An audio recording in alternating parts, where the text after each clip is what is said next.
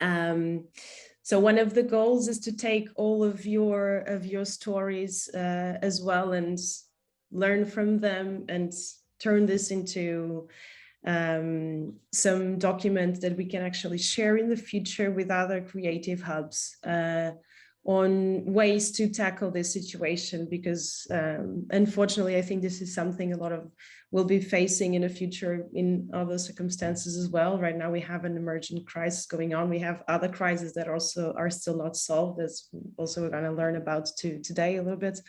And the goal is to share how creative hubs can actually have an important role in responding to this, and how they do. Like, they're places that actually show a lot of solidarity. They're usually very agile in responding as well, which is something that's that also gives the spaces a big advantage when facing situations like this.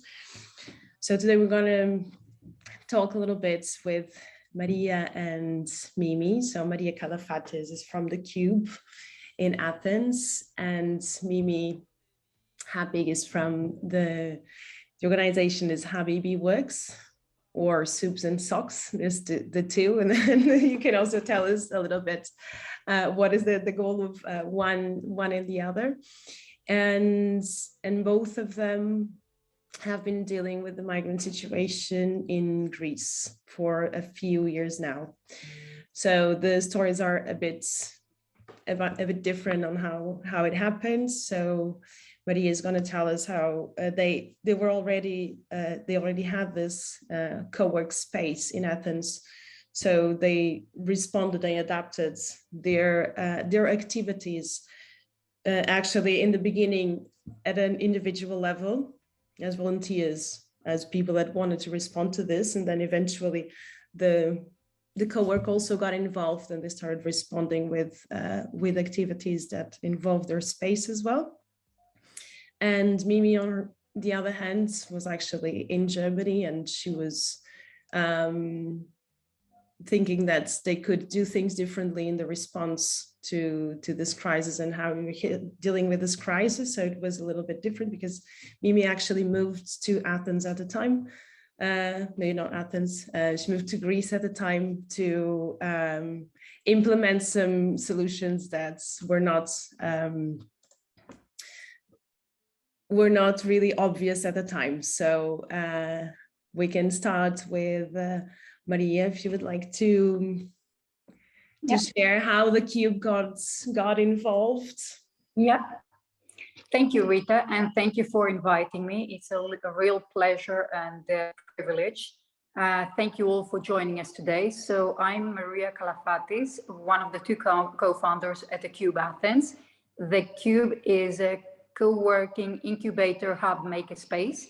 So we focus a lot on the entrepreneurial community. But we all know that being an entrepreneur is a huge roller coaster. And many times as an entrepreneur or a startup, you have the plan, which you think is going to be that straight line. But by the time you actually succeed, or by the time you actually get those first customers, or you get to pivot the idea, you've had that 360 degrees, or if not, you have to shift from one direction to the other. We were invited to go out to a hackathon. Hackathons we have a lot of experience with, not only running at the Cube, but also helping facilitate and running worldwide. We were asked to participate at Startup Boat in Mytilene at the beginning of the refugee crisis. So we traveled on a boat for about, we left Athens on a Friday, and arrived there by Friday night, where we thought, we'll start hacking over Friday night, and by the weekend we will have resolved a lot of their issues, hacked a lot of the problems. When arriving in Mytilene, we very quickly understood that the immediate needs were very basic, was information, water, needs, food, clothing, housing, I think that the government hadn't yet managed to prioritize, and they hadn't been ready to welcome their families with. So what we did is we immediately dropped the idea of a hackathon and hacking throughout that weekend, but more decided to volunteer as individuals, which meant helping the people, talking to them, explaining to them where they were. We had rented a bus ourselves. We had a lot of free seats. So we ended up taking a lot of the vulnerable cases, like you mentioned, Rita, a lot of mothers and young kids, instead of having them walk 20 kilometers between the beach they just arrived to the closest camp, that even there, they were actually gaining time by having people walk, because it meant that it was giving them extra time to prepare for these families to arrive. We were helping them get to the camp so that they could be provided, first of all, not be scared of the shock that they'd already been through. Second, they'd be promised a dream that you will go, you've just paid for a rubber dinghy, and at Cross you have everything promised that we have promised, and everything, all your problems will be solved. And this wasn't what they had paid for and what they had realized that they were waiting and expecting for. So anyway, it was a very interesting weekend. It was a very shocking weekend. We also had our boys there. It was shocking for them to understand and see this kind of a problem and this kind of a crisis, and the way that people were actually being treated, and the way that during a crisis, and any one of us can be in that position. So what we did is we did whatever we could throughout that weekend. And trust me, a weekend is not enough to help the number of people that are there, the kids, the families, the mothers, and even young boys. A lot of young boys had left the country to look for something better, being so young, to try and fix a better life for themselves. So and they were coming alone. Yes, the weekend is over. A lot of structures are now beginning to be based throughout Athens. So we decide there to continue, not as the queue, but as Stavros and Maria and Stavros, to volunteer. And we got involved in very basic ways. And very basic ways were something like taking a projector with us, in the supermarket, buying popcorn and juice, and putting something like Pingo, which is one of the cartoons we all know about, that there's no language barrier. So all kids can sit together, have a nice afternoon. The mothers, the parents are relaxed. They can have time for themselves in a very protective environment, and the kids can enjoy themselves. We also, one of the other points we visited was the Piraeus port, now where we also volunteer and cook for the families. One of the biggest challenges of Piraeus port was the sea. A lot of, it was difficult for the kids. There was no protection. There was no activities going on. The water, there were no barriers between the port and the waters. So we were very worried that kids could jump and kids could drown, and there were not enough people there to keep an eye on them and to make sure that these kids were safe. So what we thought was, another very cool idea was one of the kids, they didn't know the word to share or to play together. So if we had people that wanted to come and donate clothing and toys, but you know, I'm a parent too, I'm a mother too. When you come and give out toys, if you don't have enough of them, for sure one of the kids is going to be unhappy. So the first thing that the kids did is they would go and run to the donators, grab a toy, and hide them in their tent to make sure it was theirs and no one else could take it off them. So we've got a very good friend who's a local basketball player, and we told him about the situation, and he came out to Piraeus, set up a basketball court, and brought out 10 basketballs. But again, things were disappearing very, very quickly. So we immediately came up with the idea, how can you provide something where they can all take part, where they all have fun, where they at the same time learn, and it doesn't matter about the language. Language isn't a barrier, age isn't a barrier, and they all end up learning something, and most important, having fun. So we did a bit of research and came along with Sugatra Mitra.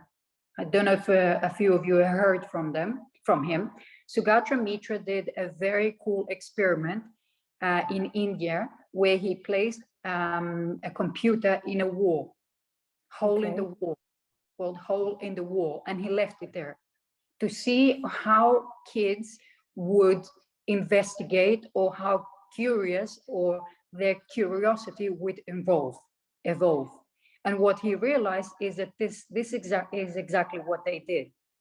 The younger kids got as involved as the older ones. They were self-teaching each other, and they were helping each other. So there were no rules, there were no barriers, there were no teachers.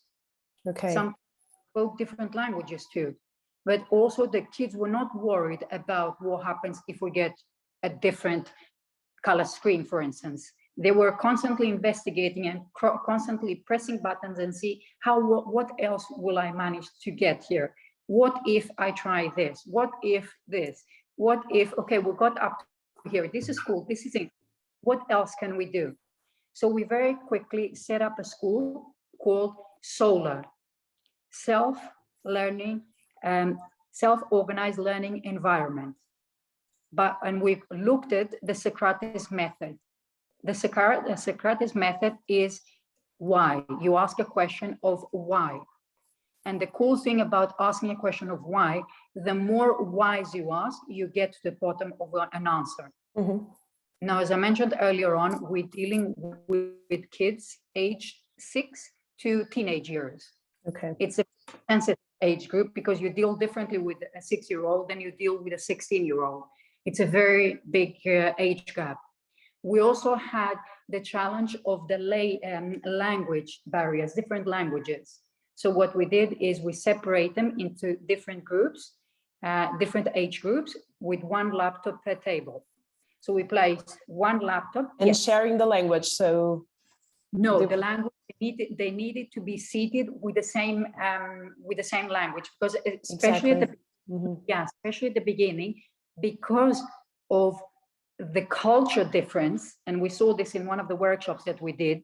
We were playing music, and they did not accept, or they did not want to another country playing their music. It's like, no, we play music. And in the end, we also ended up playing the Greek music for them to understand that, music is never a barrier, and music brings us together.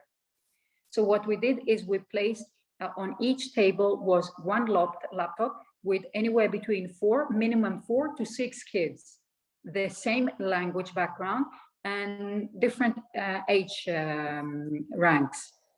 And this was very interesting again, because you ask a question like, why is the sky blue? So you had the younger kids just taking a piece of paper and drawing a blue sky. You had the middle-aged kids, the 10 to 12-year-olds who were looking online. We were teaching them how the laptop was a tool and how they could use something like Google to research. That the laptop was only there to play games, because the minute they walked into the classroom and they saw a laptop, they go, okay, we're playing games here. So what we did, 15 minutes before and 15 minutes after, but no killing games. You can do research, you can play these kinds of games, but it needs to be on an educational side of things. And then it was very interesting to see how the older kids went deeper into it and researched, okay, so when the sky isn't blue, what happens? It's gray. Okay, and what else happens when it's gray? It starts to drizzle, and then it starts to rain. Okay, and is it important that we also have the sun and the rain? Yes, and why is that? So it's always why? Because of how it affects agriculture. Okay, and how does it affect agriculture? We ask the older kids. So it's important because without agriculture, there's no food, which means there is hunger. And when there's hunger, we have war. So you know what I mean? They were self-teaching between them. And we were not teachers, we were volunteers. A lot of the older kids within the group, if they spoke, because another barrier we had is we didn't speak their language. Sometimes we didn't have volunteers. sometimes one of the parents didn't stay over to help us. So we would use the older kids. We're like, okay, welcome kids, welcome students. So who of you speaks English in the group? And they would stand up and say, hi, do Maria and Sarah. I'm like, okay, so you're our volunteer for today. Okay. So you started involving the kids themselves that were like beneficiaries in a certain point to be also like the providers of support. Yes. Which I think is super important, obviously, you know, and exactly. People, they just want to be helped into a certain level. I think everyone is actually looking forward to have an active role. And when did you start involving the Creative Hub in these initiatives that you were doing? So at this time, you're still volunteering individually. Yeah, right. And with the help of volunteers, we had a lot of volunteers coming to Greece, trying to help and volunteer with the refugee crisis. As we talked yesterday, once the older brothers and sisters of the student at Sola heard about the program, they wanted something for themselves too, because they were still not integrated into local Greek schools. So we started a coding club for them called Rumi Labs. We were teaching them. Super interesting, yes. Yeah, we are teaching them coding and programming. To kids what age, Maria? That age was anywhere between 15 to 18-year-olds. Okay. Maybe even 20. We had one or two that were 20-year-olds. So teenagers, two young adults, almost. Yeah. Okay. We also did the very cool activity. So we are also running a club called Code the Dojo, which is a coding club for local Greek kids. And we've done this 2 years before the crisis. So what we agreed with the Sola team is that anyone that wanted to join us at Monday morning session, they were more than welcome to, with the same age group, but local kids. And, okay, so you were mixing them in the same classes. Yeah. Okay. And the good thing here was that the Greek kids needed to practice their English language, and the Sola team needed to practice their coding skills. So it was a win-win. It's perfect. Yeah. Give me 1 second, please.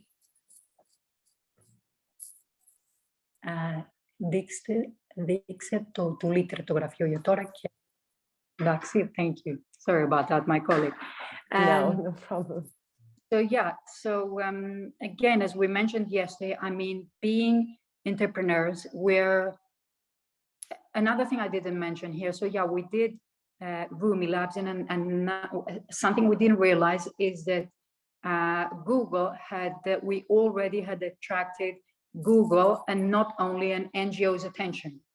Yes. And a couple of the embassies came over and they wanted to meet with us.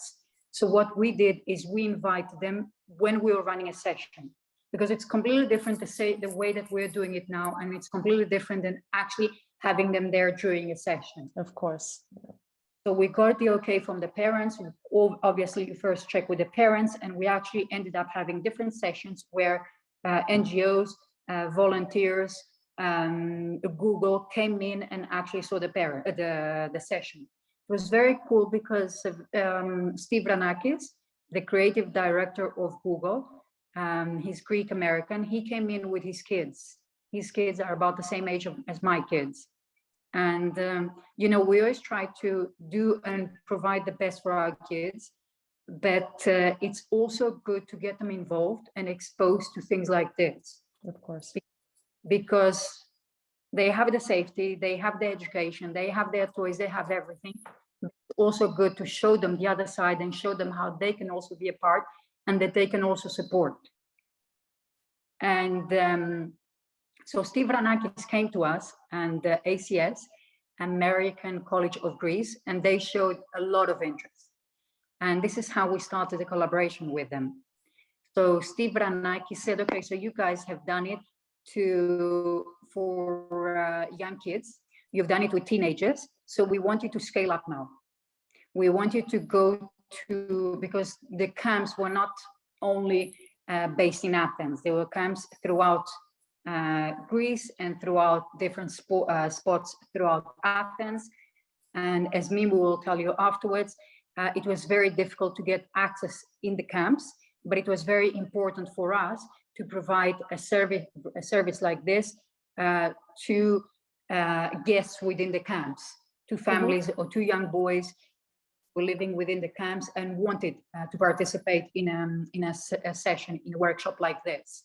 The biggest challenge here was actually to find a bus, like everything else in Greece, the bureaucracy behind it. I think we spent about 6 months in getting the bus. We had the fund, we wanted a bus, and we wanted to rip out all the chairs so we could equip it and make it nice, comfortable, all Google colors, because Google didn't want to be seen or heard of. We didn't even have a Google mention or sticker on the bus. We had all the other sponsors and all the other supporters, because Google was the one who funded the project.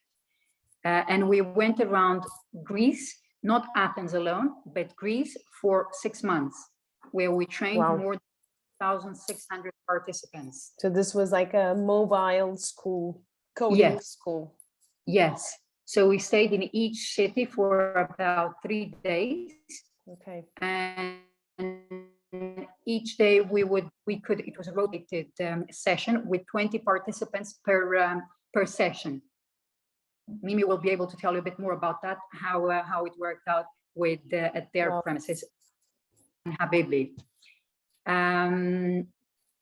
What else? I mean, we've. I wanted to mention something we spoke when we met, that I think it's quite relevant.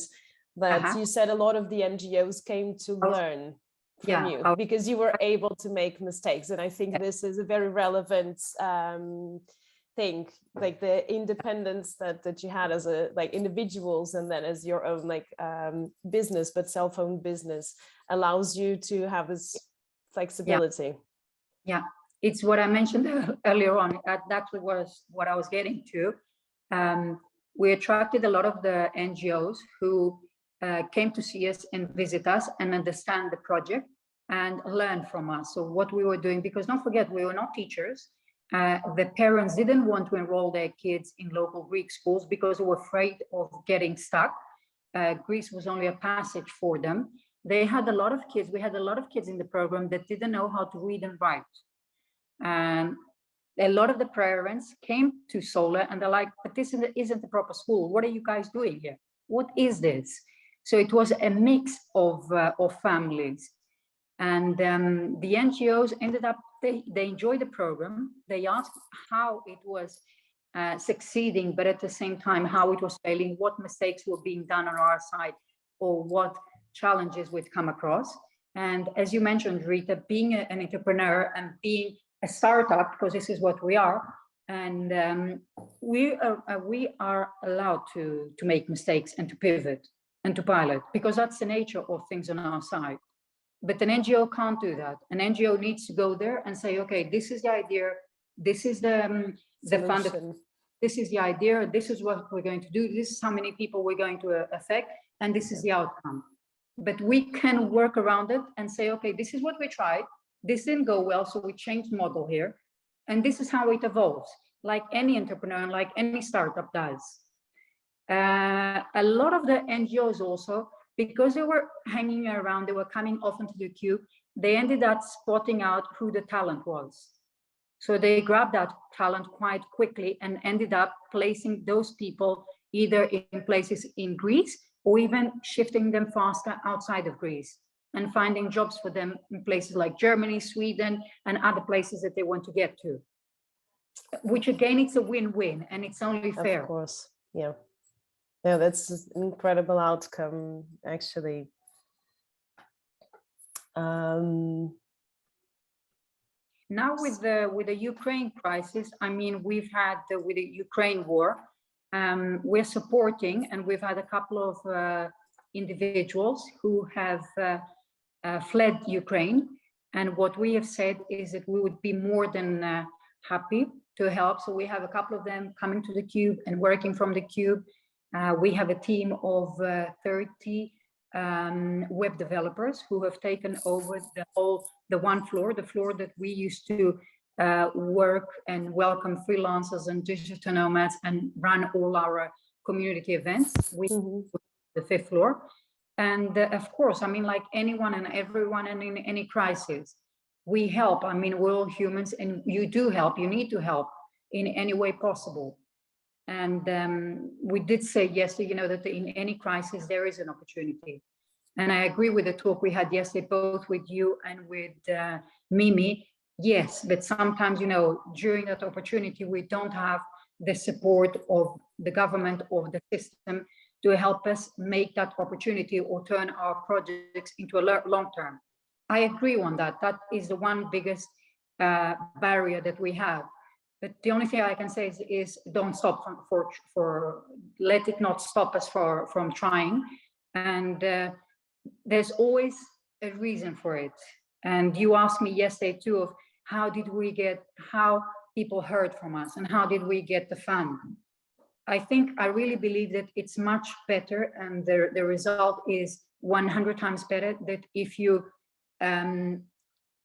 implement the idea, implement the project, and by the time they reach you, you can actually come to them and say, okay, so this is a project like we did. We told them, come and meet the team, come and see the project for yourselves.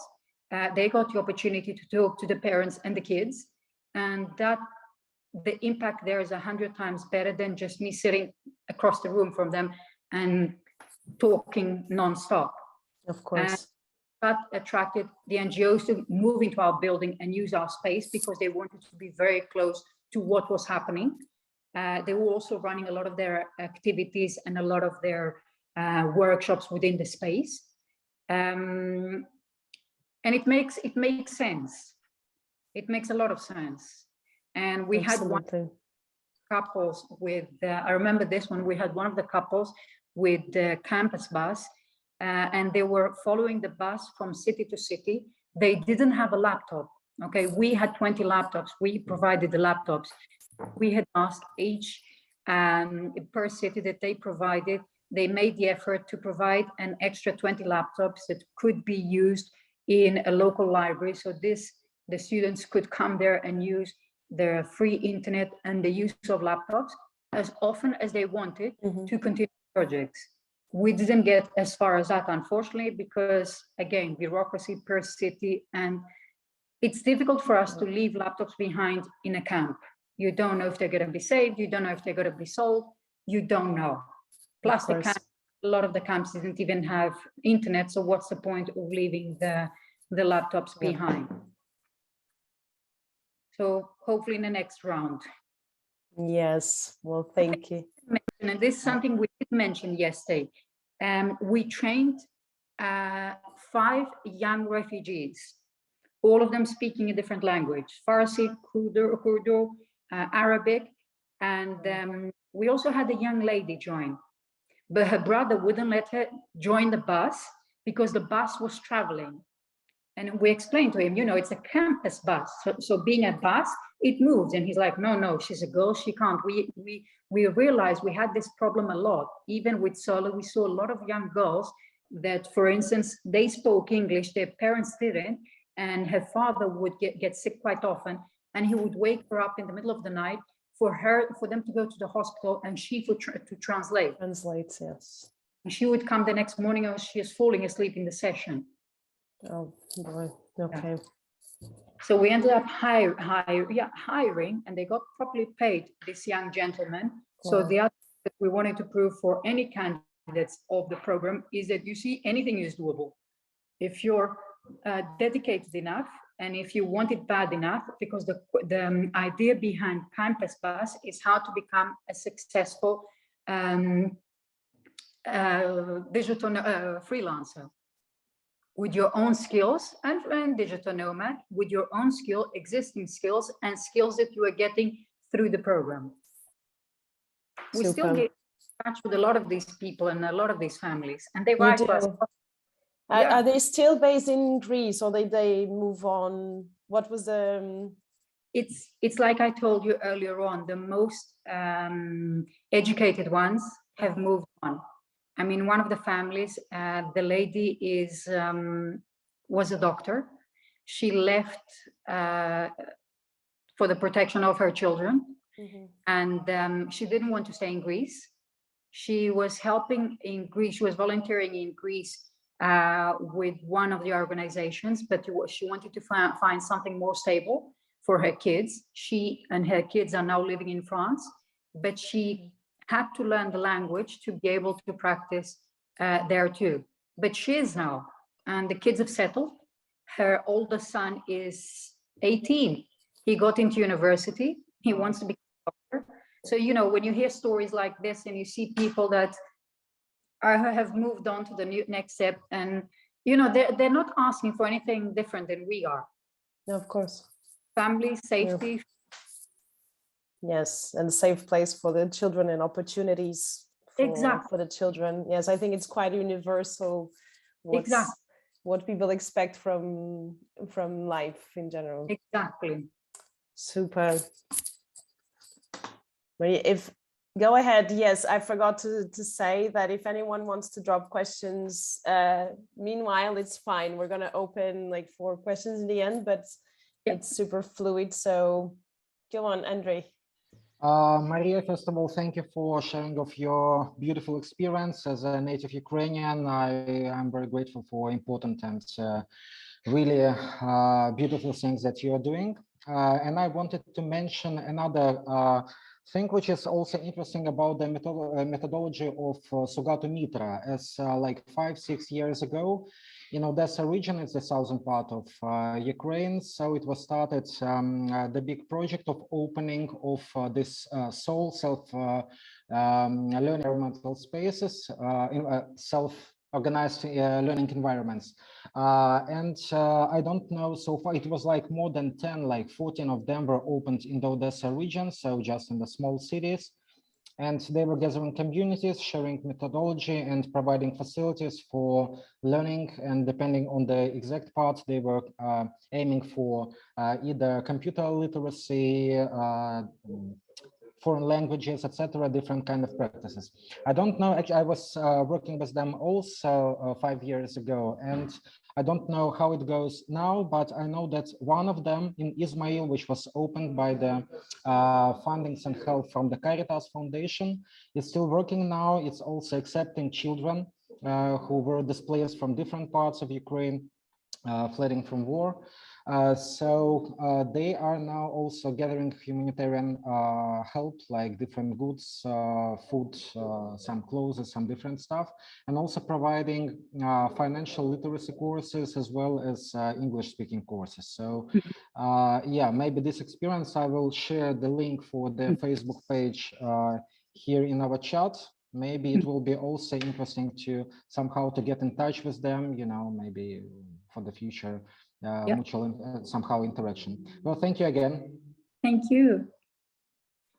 Super. Yes, and all this, the links that you find relevant to share on the chat, would be very happy to have them here, like your the campus, because I think this was something that was a movement before. I think this is an amazing initiative, actually. So anything you find relevant, we'd be happy to collect them in the chat. So maybe we can go now to Mimi.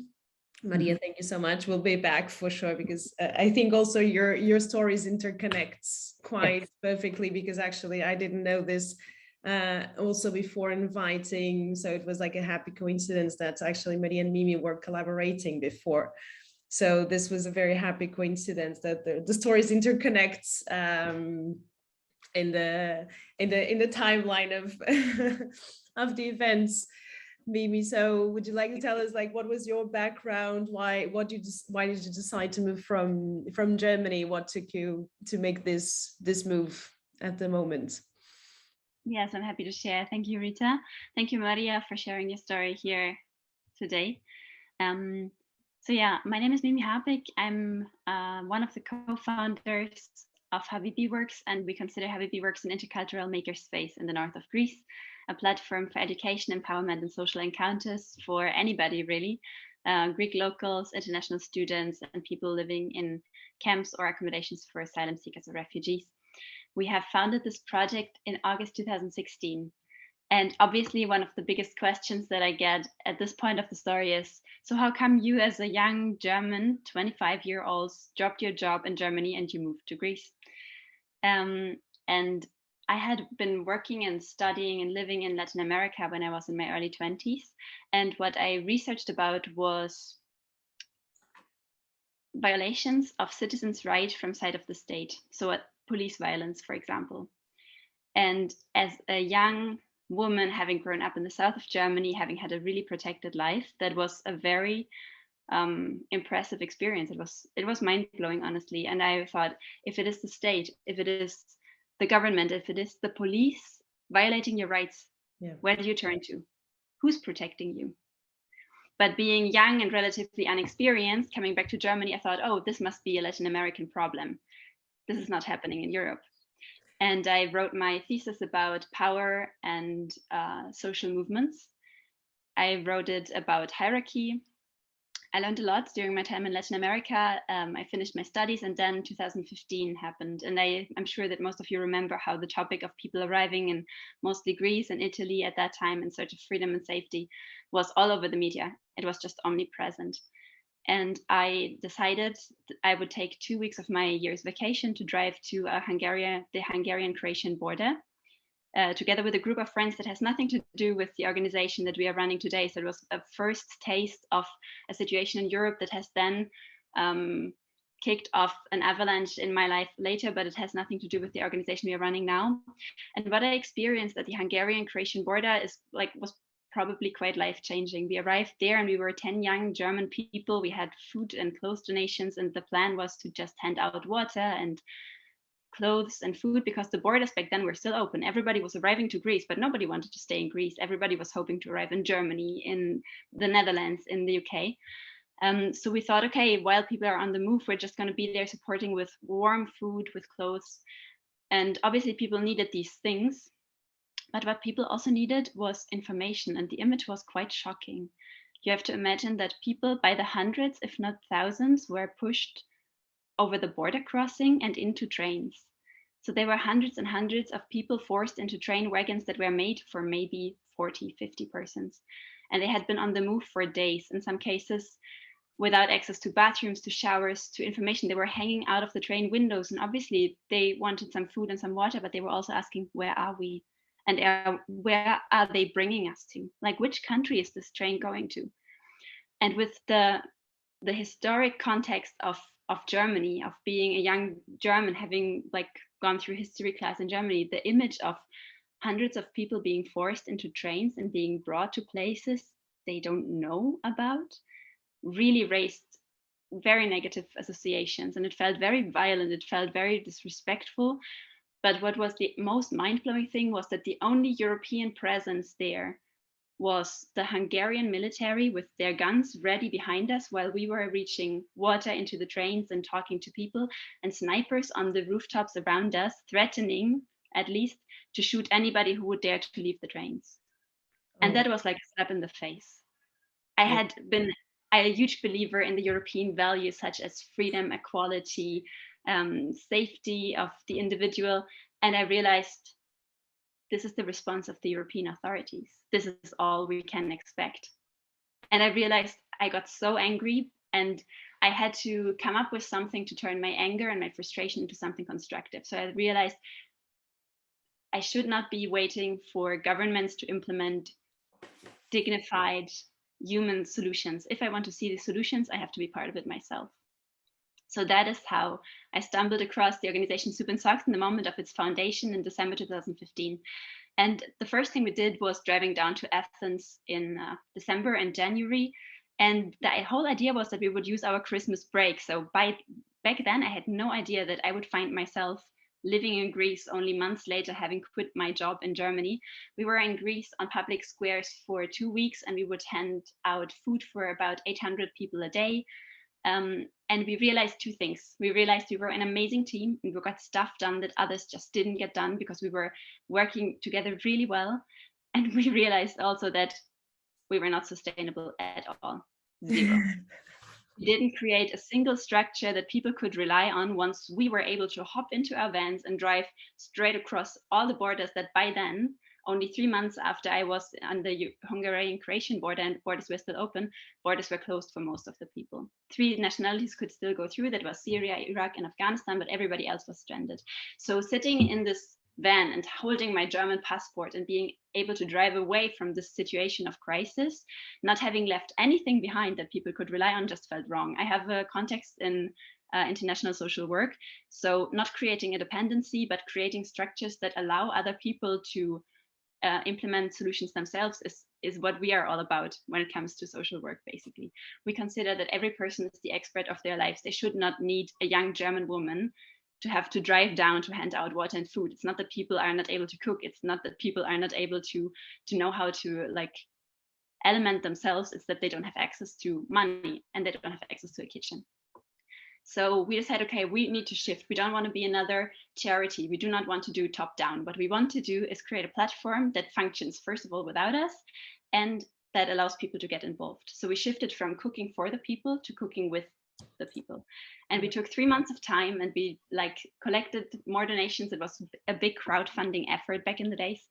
And we drove down to Greece and we landed in Igoumenitsa, which is a ferry port that is often reached by the ferries from Italy. And the first camp that we came across was Katsika, which is the very camp that we are still working with today, 6 years later. And the camp had just opened 4 days ago and conditions were incredibly bad. There were 1,200 people sleeping on gravel. There was no electricity, no running water. There was no grey water, no sewage system. There were 16 chemical toilets for 1,200 people. And there was food handed out by the Greek military, who was back then in charge of the camp and relatively unprepared. And we realized, well, the quality of the food is horrible. People are like, there's a need of everything. We're going to stay. We're going to set up the kitchen here. We're going to train people to cook with us. We're going to explain people how to make food for 1,200 people every day. And then 5 weeks later, we handed over the kitchen. And we handed it over to other independent volunteers. There were back then only grassroots organizations around. There were no big international players. UNHCR, Oxfam, Mercy Corps, all these players came much later in the year. So in these first weeks of the camp's existence, it was mostly grassroots organizations, independent volunteers. We handed over the kitchen. We drove back to Germany. We patted ourselves on the shoulder and we said, we did good. We set up something that now functions without us. And we had this feeling for about 3 weeks until the phone rang and somebody said, Mimi, they just shut down the kitchen. Oh. And I said, okay, why? Like, did they give a reason? And the people said, well, yeah, they say, them being the military said, we are not complying with hygiene standards, which is completely true. We did not have a single fridge. We would wash the massive pots in which we cooked the food with a gardening hose at the end of the day. So yes, we did not comply with hygiene standards. Everything was improvisation in those days. But at the same time, it was the military accusing us of not complying with hygiene standards, who provided 16 chemical toilets for 1,200 people. So don't talk to us about hygiene standards. It's a hypocrisy. And we realized that, well, this can't be the only reason. There must be another reason that we are not allowed to continue this venture, that people are not allowed to continue this venture. And it's probably fear, because people started to use the kitchen as a platform to organize and to get together and to take decisions and to realize, wow, we are many and we can have an impact on our surroundings and we can shape our day-to-day life and we can organize.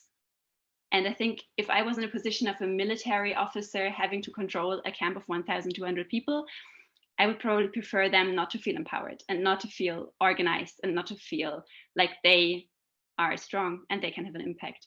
So I think that was the second big lesson that we learned. The first one being, we need to set up something that is sustainable and that doesn't depend on charity top down and us being here. And the second lesson that we learned was, we need to be independent. So we took another 3 months and we drove down to Greece again to take out the remaining things that were left in the kitchen and set it up somewhere else. But in that moment, we also scaled and we amplified the entire concept. And we did not set up a kitchen, we set up a makerspace with 13 different working areas. And the reason for that is that during our 5 weeks in the camp setting up the kitchen, of course, people did come for the food and they came for the like delicious meals, but they also came for the community and for the purpose of cooking during the day. And they came to ask for tools. The screwdrivers that we used to set up our shelves, they were like, can we borrow those, please? Like, look at the situation we live in. There were no tents in the floor, so people literally slept on the gravel.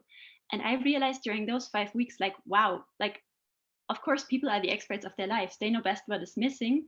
They have so many ideas of how to improve their immediate living conditions, but they do not have access to tools, to materials, to a space to create this.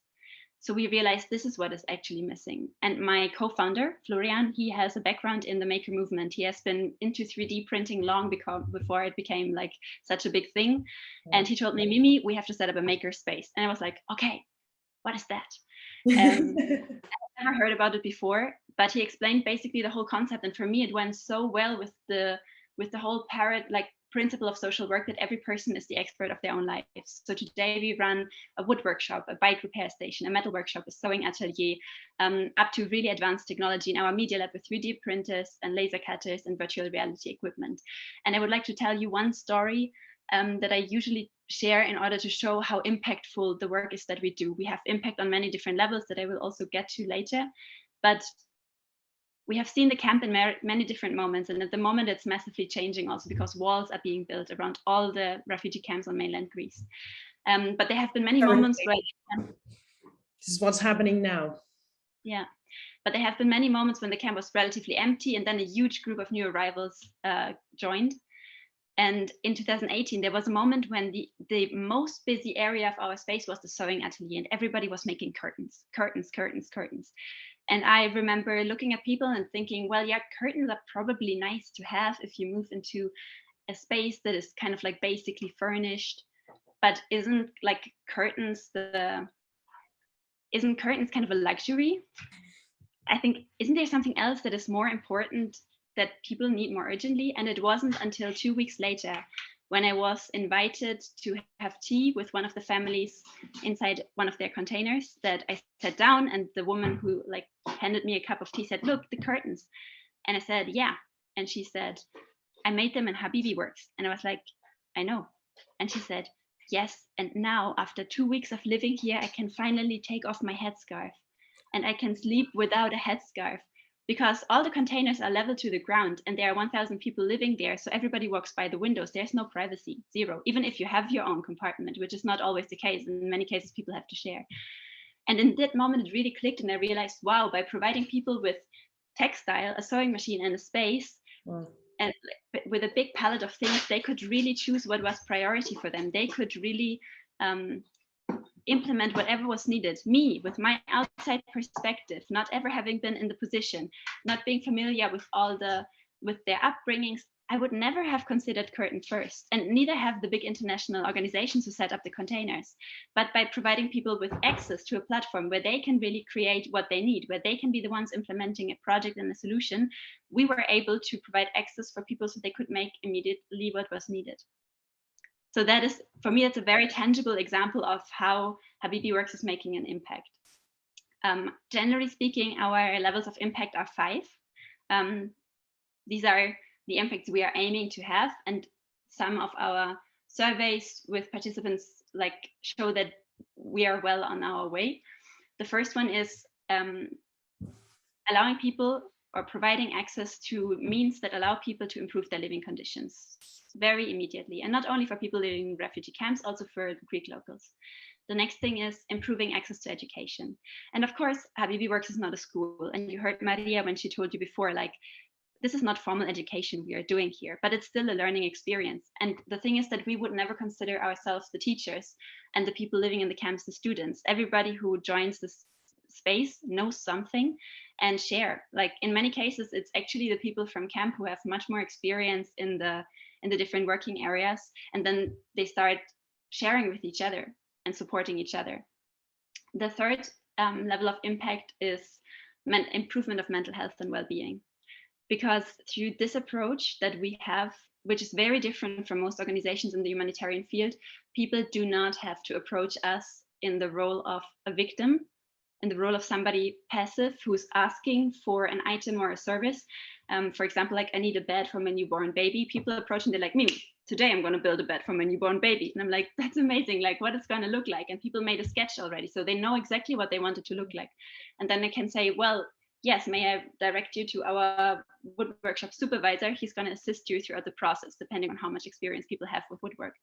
So there is suddenly this feeling of retaking agency and redefining your identity and getting rid of this label of being a refugee, which is just one moment in a person's biography. It's not what defines them. It shouldn't be.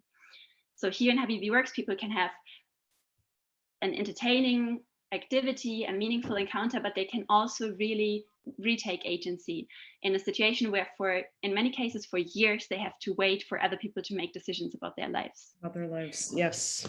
Well, the fourth level of impact is supporting first steps of integration. And obviously that's the most challenging one, because many people, first of all, do not plan to stay in Greece, and we are not Greeks.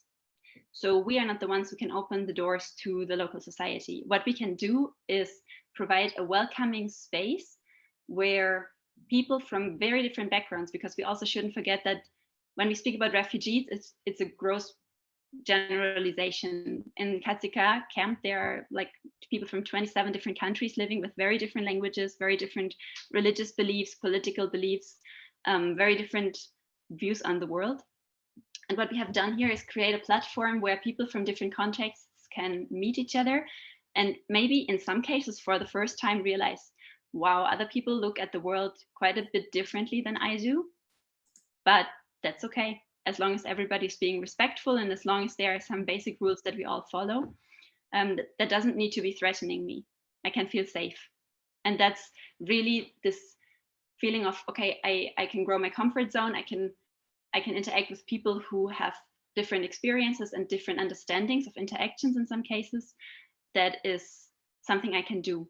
That's really the first step of integration. If there is not this ease and this feeling of being welcomed and being safe, integration will not be successful. And the fifth level of impact that we are aiming to have is to inform all across Europe about, one, the situation of refugees and asylum seekers in Greece, but then also about their talents, their skills, their potential, the potential they could have for our societies. Because unfortunately in our mainstream media, often people are limited to either being helpless victims or being a dangerous threat, especially if it is like single men traveling, which is now, looking at the situation in Ukraine, very different. It's women and children leaving the country, and they are being met with a very different response in most of the cases, of course, because they are a European country, but also because the group of people that we are seeing, that we are receiving as other countries, looks very different from what most of the people look like, or what the population look like of people arriving in Greece. But we believe that people, of course, are neither. They are not helpless victims, and they are not a dangerous threat. They are just as talented, just as hardworking, just as curious, just as motivated to build a good life for themselves and their families as anybody here in this room.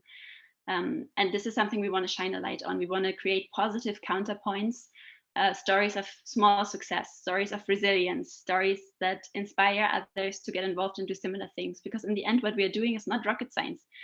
It feels very logical in many moments.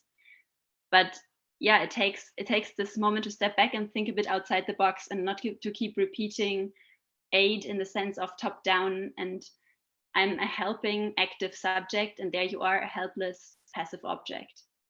So this is really not what we want to do. And I think probably this is something that is already very familiar to most of the people here in this call, because this is one of the philosophies of maker spaces or cultural or creative spaces in general. It's always about exchange. Yes, and experimentation and all of this. So and being open to solutions you had not thought about in the beginning. I think that's one of the most. Can I show you one picture? Is of course, more than one if you want. Let me try to see if that works. Okay, you should be seeing my screen now. This is Habibi Works. These are the working areas. I'm not going to show all of them to you, maybe just to get a small impression of the things we're doing. And this is the camp, in one of the moments. This is the building that we have. And what I actually wanted to show you is this. It's quite a big workshop as well. It is, yeah.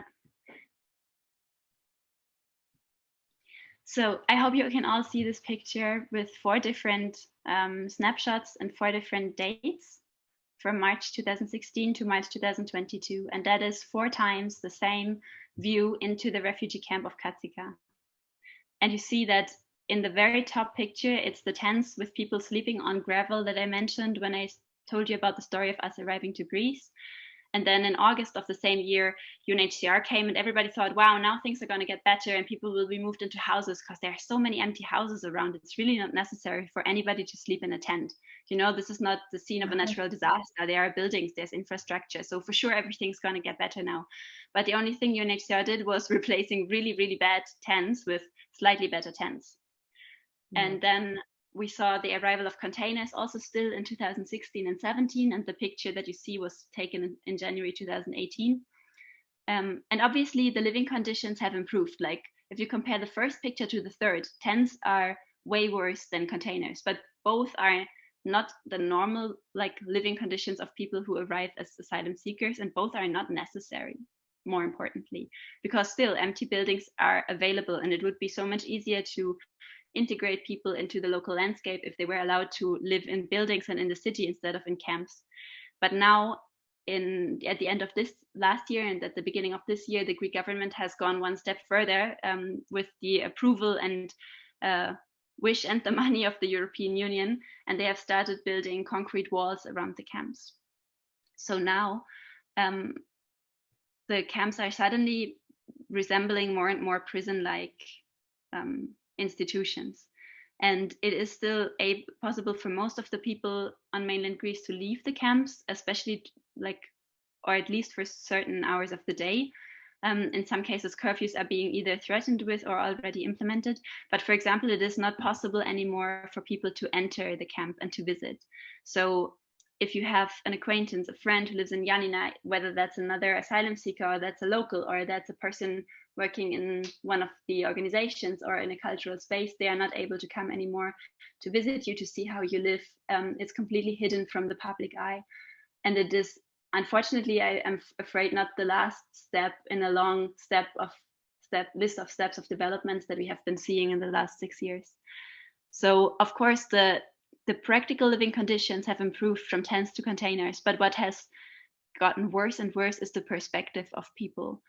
While people in 2016 and 17 and 18 still had a chance to be moved to other European countries to have their asylum claim processed there, Greece, for everybody who has arrived after March 19th, 2016, Greece is the final destination. And the Greek government, the new one that we have since 2019, has made it less and less likely that people will actually integrate. So the perspective has gotten worse. And because I mean, there's no way of changing their situation if it just walls up. This is supposedly a refugee. It's a refugee situation should be like a temporary thing, and this just looks like it's extending.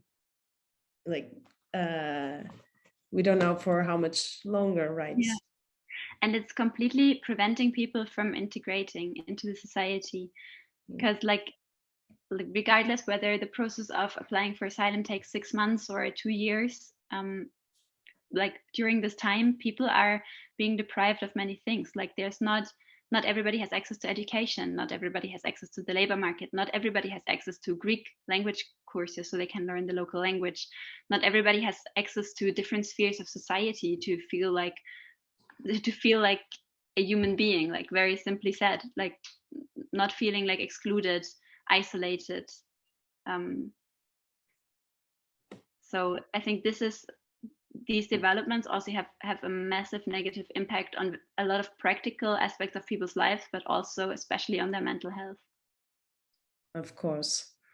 Did you have, this was another question that I had for you, and then also to Maria, about exactly the kind of skills and things that you had in your team at the time, and the ones that you didn't have and that you actually missed that you felt like we should have and didn't? Definitely. Like, you have to imagine that when we started this project, I was 25. Others around me were slightly younger, slightly older. Nobody of us had ever done something comparable before. So there was a lot of trial and error. And we had no rules in the beginning. Now we have an age limit. We have a limit of people per space, especially if there are dangerous machines involved. We have opening hours. In the beginning, we just started from scratch. And we had long 2 to 3 hour meetings every single day for the first 6 or 7 months to assess how was the day, what worked well, what did not work well, what do we have to change tomorrow. And I also every day, every single day.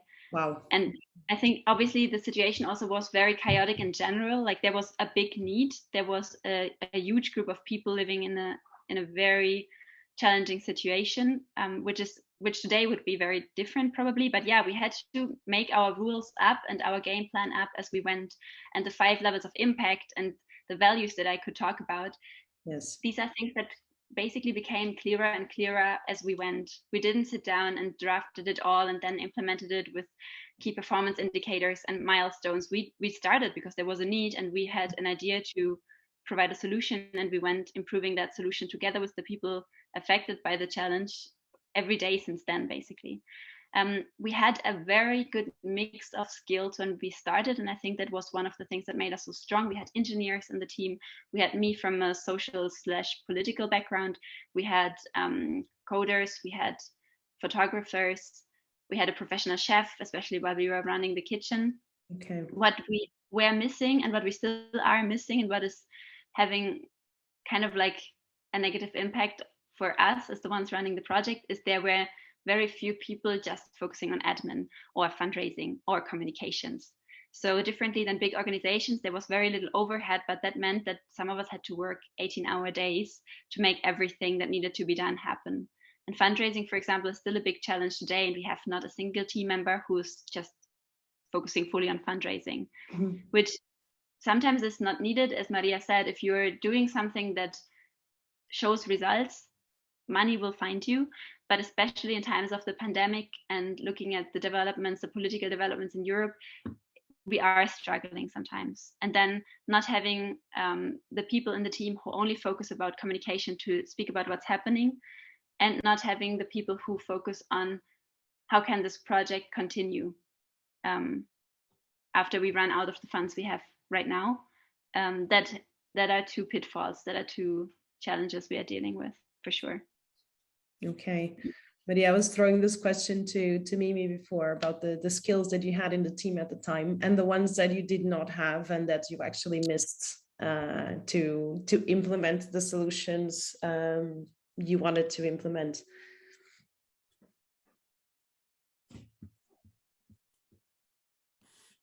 Mimi, do you want to repeat the question?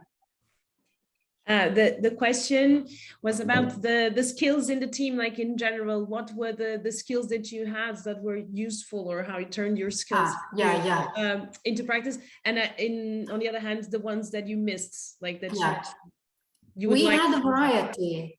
Yeah, I mean, again, we had a variety. As Mimi said, you know, when you have people coming in and when you have people that are less fortunate, we had anywhere from engineers, coders, cooks, teachers. There's a variety. I mean, everybody comes in with a different background. Some backgrounds were very useful for us.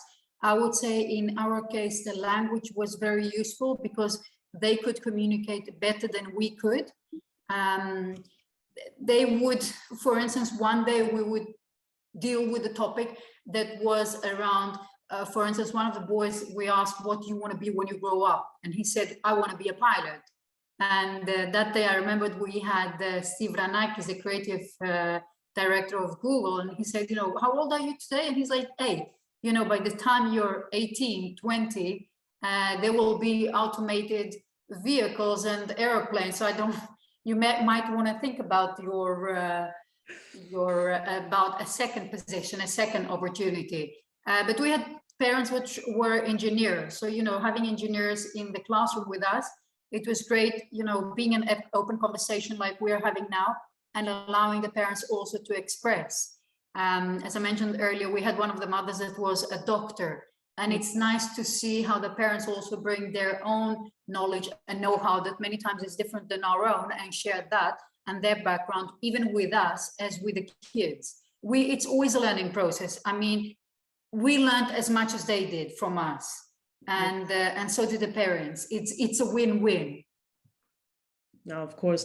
And what's along the way, I can imagine this is like quite stressful, not just for the people who are going through it, who suffer, of course, the biggest trauma in the process, but I think also it can be very challenging for the people who are supporting these people. How are you like dealing with it, like when individually and with the team? Like, did you get some support for like an emotional level? How are you like checking in with the team to also try to not drain the people, and also the refugees you were dealing with? Did they have any support of this kind? They did. They were with us for a month and a half. Most of them have already found jobs. One of them has moved to Germany because his wife had left with their 2 kids and was pregnant with the 3rd child. Mm-hmm. And so his number one priority was definitely to get there. Throughout the process, I mean, mental health is very important. And I guess for them, for our trainers, it was a difficult period, but at the same time, they felt like they could give back, and that helped them out a lot more than actually, if you understand what I mean, implementing something and showing something. It's proving to other people, as fortunate as they were, that, you know, chase your dream. Don't just be in the waiting mode while the Greek government decides for you. You know, take the next step, take the next leap. It's difficult, yeah, we understand, but sure, don't wait for them to make the decision for you, and do as much as you can now. I mean, learn as much as you can, implement as much as you can, learn as much as you can. Even that the government was was helping with the 600 euros every month. Don't live on that. I mean, find ways of moving forward on that, or implementing on that, or going forward, or learning. There were a couple, not enough, and for sure not enough. Some programs out there that could help. I do know some cases of young, I don't like to call them refugees, they're not, you know, some individuals that ended up establishing their own businesses here in Greece. It's been mainly around their culture and food, and we support them. We support them with our culture, with our community, with events, and everybody should. As we're talking now throughout the conversation, they're not refugees. We're not far from it. You know what I mean? We've had Greeks and Greece. No one is safe from it at some points in life, of course. Exactly. And they all come. I mean, Mimi also mentioned, everybody's got a talent. And this is what makes us, including us at the Cube and Solar and Rumi Lab and Campus Bus, do it, being able to do it and go forward with it, is because we all came together and we all brought something to the table. And this is what we need to do more of. Mm-hmm. I understand that the government, you know, the government is not there even to support the Greeks and the local Greek community and the local Greek crisis. That still doesn't stop us. I mean, talking about us now as the Cube, and not only the Cube, I mean, COVID has affected us all and globally. We've all been affected in the same way, but yes, we've all found ways of getting out of it in the best way possible. And it's about that exactly. You know, if we're just going to hang around and expect for the government to support us, they're not there, and you know, their interest is not there.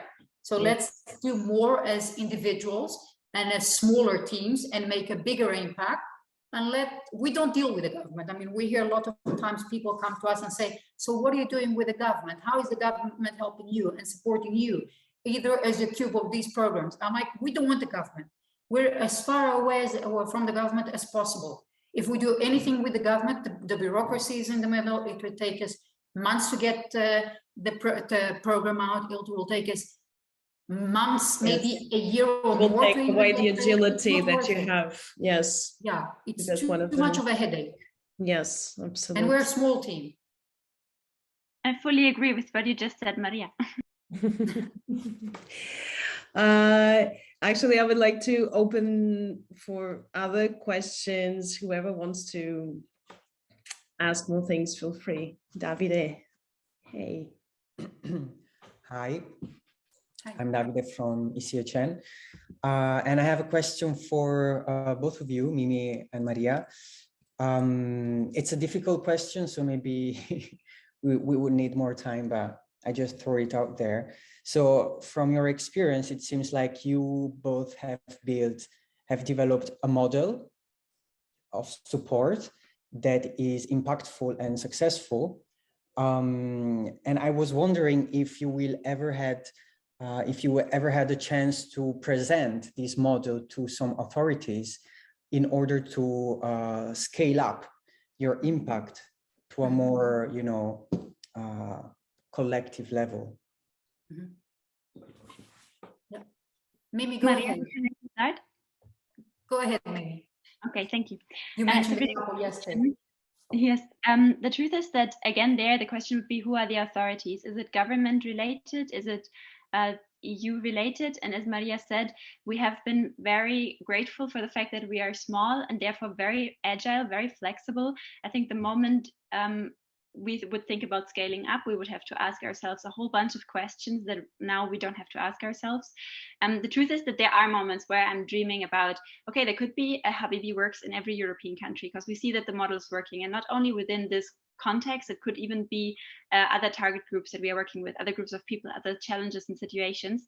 The truth is that, and I think this is something that everybody experiences who works in a similar field, the truth is that we work with participants who are not in a financial situation to pay for the things we do. So suddenly we have a business model where it's not the client paying for a service. We need a third party at the table who is providing the money for that. And therefore, the question of scaling is always a tricky one, because if you grow it, will it still be sustainable? Will it still work? Will it still function? Or will you then have to accept money from sources that maybe you are in disagreement with? Maybe they don't align with your values. And by accepting money from sources that don't align with your values, will you actually weaken the whole model and the whole concept? So I think that are very interesting questions to ask. And we are thinking a lot about how to make Habibi Works financially sustainable. And I'm quite sure that once we find a mode, if ever we find a mode, there would be a lot of interest in us for scaling. But it's due to this reason, it's quite tricky. But actually, what I meant was more like you developed a model that can be applied by other organizations worldwide. So rather than scaling up you as a company, it will be more like sharing a model, like Replicates. Yeah. So connecting to the makers community, it's all about sharing prototypes and models. So maybe this model can also be, yeah. Thanks, Davide. I think both the Cube and Habibi Works have been somehow lighthouse projects that other actors have looked at or turned to for advice and for inspiration. Like Maria, I'm sure that you can share about how other organizations have looked for proximity to you to learn and to, Thank you, Mimi. I mean, we've run a program also with MIT. They came to the Cube in Athens. We've had the COVID now 2 years, so about 3-4 years ago, and where we did exactly that. We brought a team of students with the help of MIT, and we ran sessions and courses with candidates all over from Athens. One of the things I could say here, and I understand what Mimi is coming to, it's very difficult, and we get the same question about the Cube, about Solly, about any of the programs that we run. It's very difficult to replicate a project like Mimi has done. It's very difficult to find a second, third, fourth, fifth, 10th Mimi. And that is the source of the project. You know what I mean? You need somebody that loves and understands and implements the project, any project as well. And not because of the fund or because of the support of that is what makes the project succeed. I mean, as I mentioned earlier on, we're also a very small team, and that is one of the reasons. We don't have any funds. Our business, whichever of our business, apart from Campus Bus, even Solar and Ruby and Rumi Labs, were our own projects. We took 3 mornings a week where we run sessions, and including Code Dojo, where we not sacrifice, but you know what I mean, where we took away time, our own time, to run these projects without anyone's help, without anyone's support.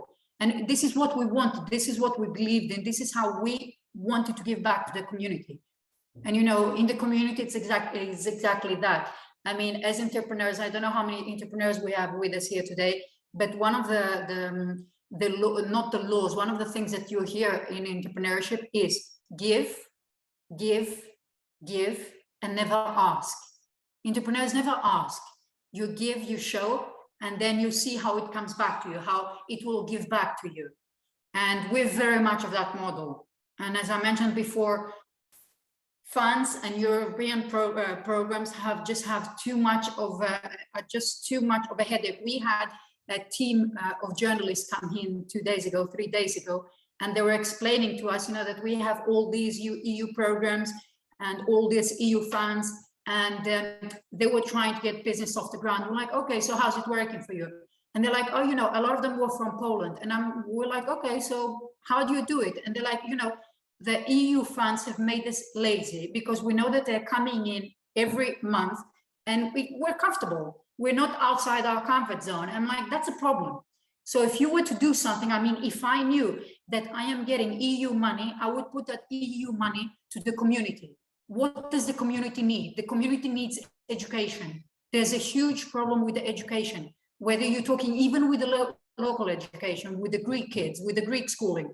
So get them prepared for, not everybody has to become entrepreneurs. Yes, I know that, but get them prepared for them, for their time out there, for the society out there. Yes. You know, one thing that we have one of the problems we have in Greece is they're not hungry enough. They go to university, and even then they're not prepared for the society because they've got pampering from the Greek parents and the Greek grandparents. There's a saying in Greece that says that the Greek mother is the worst, the best supporter, but at the same time one of the biggest challenges, because she's always there supporting you. Use that as a stepping stone.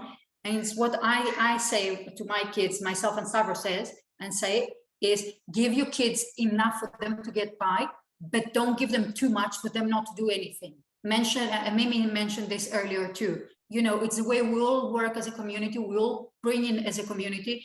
I'm sure that Mimi doesn't know, nor do I know all the qualities within our project, but the fact that we're all working together, we all bring something together to the table.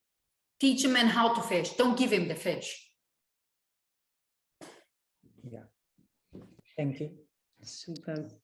And I think also one thing that makes this project like individually so interesting is the nature of the people that are putting them in order, and for, you know, how many models we could come up with, which, you know, like if worked on, of course we could come up for a model for both of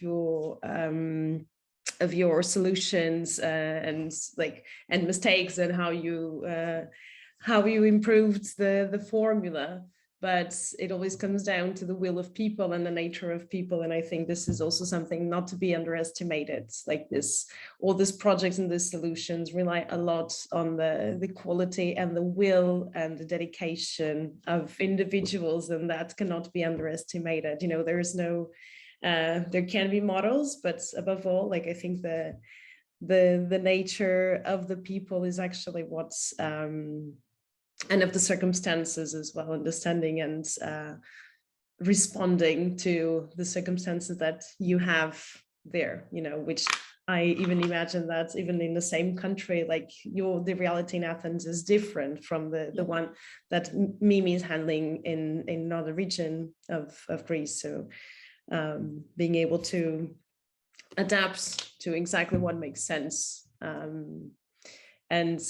And I think definitely this agility is something, and quickness to respond it's something that actually creative community is quite keen on. And I think it's a great example that we always see, like in situations of crisis, is actually one of the communities that comes up and has like hands-on responses so often. So I don't know if anyone else wants to place other questions. I just don't want to be over time, like much more, because I know everyone also has things to do, and I don't want to take more of your time, even though I think we would have enough material content to be here for a way longer time. I don't know if anyone else wants to. I'm sure that Vasilis Sofiadelis might have something to say. Hi, Vasily. Vasily is also very much involved with the community, and I wouldn't say more of a question. It would be nice to hear how in Mytilene, how involved you were, Vasily, and some of the challenges and some of the opportunities you had and how they are coming along. Thanks, Maria. Nice to see you, and it's really interesting and good to listen to all the feedback from today. So yeah, just really good to be part of this, and I look forward to the continued discussions. Thank you. Marianne has a question there. Marianne, go ahead. It's not really a question, but I just wanted to say this has been really inspiring this morning. So our kind of work has paused a little bit while we gather up our resources. So it's really given me a kick in the butt to get some stuff developed and stuff to work. So I just wanted to pass that back in. So thank you very much. It's great to know that, Marianne, really. I don't know if anyone, it doesn't not need to be a question, you know, of course, like if anyone wants also to say something before we wrap it up. Rita, I'll say just on the point Maria mentioned, I think for Greece, but specifically on the islands, and also linked to what Mimi has said, you know, the situation has changed a lot in the context of the fear has kind of gone away from people on the islands because of, I don't say because of pushbacks, let's just say because the numbers are limited of people arriving. So, and that there's more order, or it's more controlled, which is also an issue, you know, the freedom of movement and so forth. But it's a really good opportunity from a local perspective to engage with them and to do projects with them, and from the islands to really inspire a different message coming out of them. You know, so it's almost like the fire has gone out and now there's green little sprouts everywhere, and it's a good opportunity for advocacy, for awareness campaigns and that type of thing from the islands, that you can get local people to be more supportive. It's at that type of time now. So just if it's of interest to anyone, just to keep that in mind. Thanks. Thank you.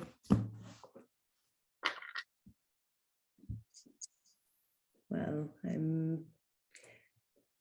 I think everyone has intervened, so I'll maybe wrap it up, unfortunately, because I have like a lot more questions, and we talked like 2 days ago, and I would still go on, you know, like talking about this, because I think your experience is really inspiring and really valuable, and I think it's really important that we don't forget that things can be done as long as there's will to put things. So it's not just a matter of resources or having like all the perfect everything aligns. It's a matter of just like having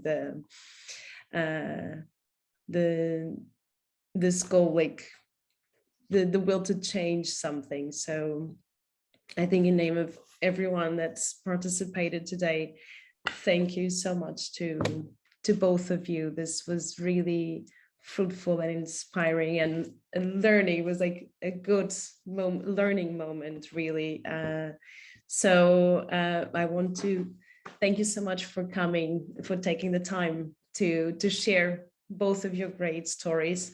I will share the links also that you put on the chat. I already copied them, so I will share them as well in the wrap up that we'll do with the outcomes of this.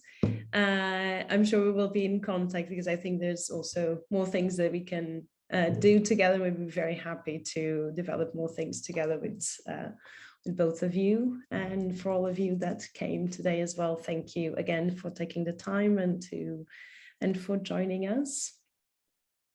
Thanks a lot, Rita, for organizing and moderating this call. It was a pleasure to be here. Thank you a lot, Maria. It was nice to be in touch again after many years. You too. Thank you, Rita. Hi, Vasily, and thank you all for joining. Let's do more together. Yes, and this was a great way to finish the week, actually. So it was a very beautiful moment again. So thank you so much for this. And I wish you all a lovely weekend. Take care. Bye-bye.